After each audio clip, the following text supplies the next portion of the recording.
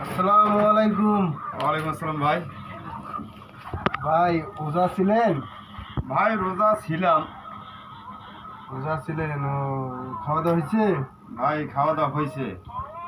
তো ওই যে নামাজ পড়ছেন?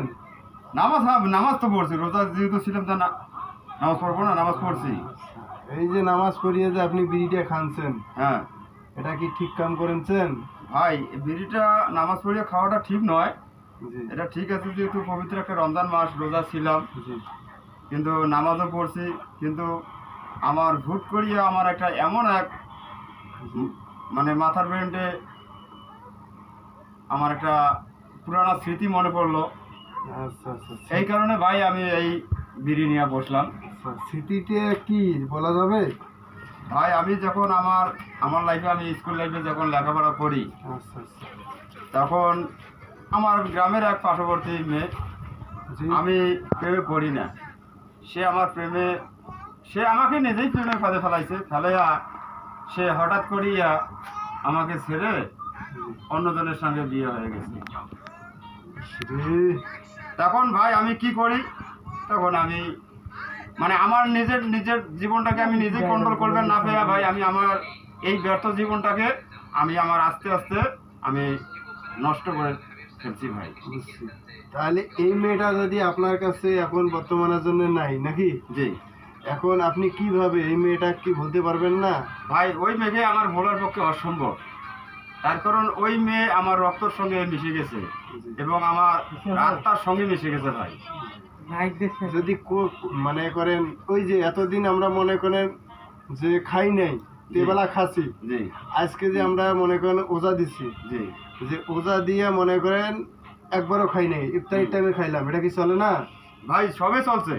আচ্ছা, আমি আমার সমস্ত ভুলি যে আমি ওই প্রেমের ফাঁদে পড়িয়া আচ্ছা, বাপ মা সবাইকে ছাইরা আমি যে ওই মেয়ের ফাঁদে যে পড়েছিলাম, আমি কিসের ছিলাম, আমার বিশাল এক স্বপ্ন ছিল, বিয়ে হবে, আমাদের সংসার হবে, কোলে বাচ্চা আসবে, আমার এরকম একটা গবেষণা ছিল, আমার সুখী পরিবার হবে। সে দেখা গেল যে সে আমাকে শেখা দিয়া সে অন্য জনে ঘর করতেছে ভাই। আমি তাকে কিভাবে কন্ট্রোল করবো, কিভাবে মেনটেন করবো ভাই, বলেন আপনি। আচ্ছা ঠিক আছে, আপনার কথা আমি মাথায় নিলাম, আপনি একটু চুপ থাকেন, আমি ভাইরা বলি। আচ্ছা দেখেন, যত ভাইয়েরা দেখেনছেন আমার এই যে আইডিটা আর ইউটিউব চ্যানেল, আপনারা ভাই মাথায় একটু নেবেন যে দেখেন এই ছেলেটা একটি মেয়ের কারণে কত কি হারাইছে। আবার সে মনে করেন একটু দেখেন কি এমনটা বয়স, তার চেহারা গতি দেখলে বোঝা যায় সে গাঁজাখোর না, সে টেনশানে মনে করেন তার স্মৃতি, তার যে চেহারা গতি, তার এটা মনে করেন নষ্ট হয়ে গেছে ভাই আমি তো আগে গাঁজা খাই নাই।